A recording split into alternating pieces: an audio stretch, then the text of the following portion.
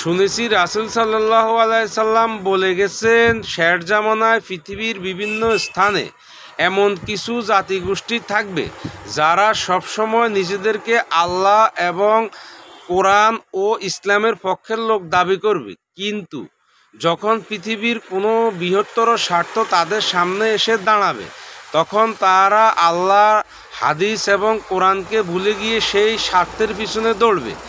এরাই হবে মুনাফিক, ইসলামের শত্রু এবং মুসলমান নামের কলঙ্ক। রাসূল সাল্লাল্লাহু আলাইহি ওয়াসাল্লামের সেই বাণী অনুযায়ী সেই জাতিগোষ্ঠী হলো বাংলাদেশের জামাত ইসলাম।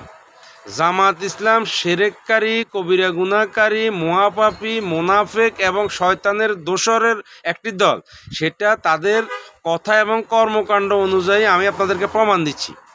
গত 2-3 দিন আগে জামাতের নেতা শিশির মনি বলেছেন রোজা এবং পূজা একই জিনিস।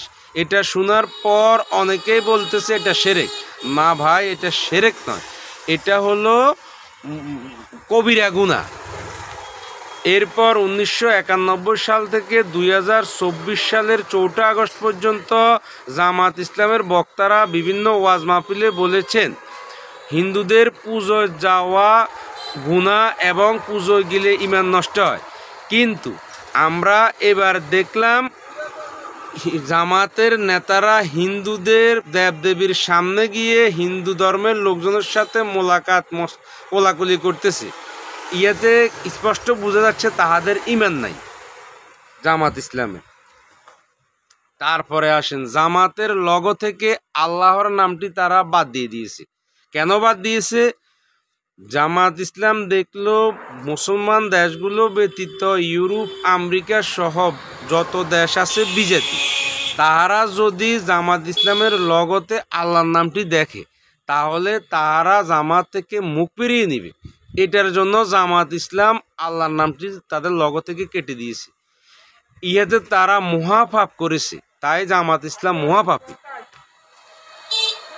এরপর সবসময় শুনেছি জামাত বলতো সুদ হারাম, সুদ যারা খায় তারা তাদের মায়ের সাথে জেনা করে।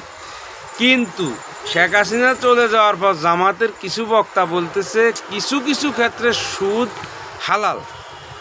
এটা হলো শয়তানের দোসরদের কথাবার্তা। তার মানে জামাত ইসলাম শয়তানের ডানাত। এবার আসি শিরকের বিষয়ে। জামাত ইসলাম বলেছে তাদেরকে ভোট দিলে জান্নাত পাওয়া যাবে। আমরা শুনেছি জান্নাতের মালিক আল্লাহ। তো যদি এখন জামাতের মালিক জামাত ইসলাম হয় তাহলে আল্লাহ নাই। আস্তাগফিরুল্লাহ। এটাই হচ্ছে শিরক, এইটাই বড় শিরক। জামাত স্পষ্টভাবে শিরককারীর দল। এরপর আরও কত কথা আছে তাদের, বলে তো আর শেষ করা যাবে না। সব শেষ যেটা দিয়ে আমি শেষ করব সেটা হলো জিন্দাওলি। জামাতের কিছু কিছু লোক বলেছে জামাতের আমির ডাক্তার শফিক হচ্ছে জিন্দাওলি। আপনারাই বলেন তো, শিরককারী, মুনাফিক, মহাপাপী, তারপরে শয়তানের দোসর দলের প্রধান কিভাবে জিন্দাওলি হয়?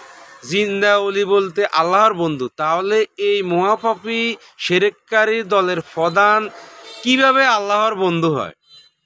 এরা আসলে কখনো ইসলামের পক্ষে ছিল না। এরা সব সময় ইসলামের বিরুদ্ধে ছিল।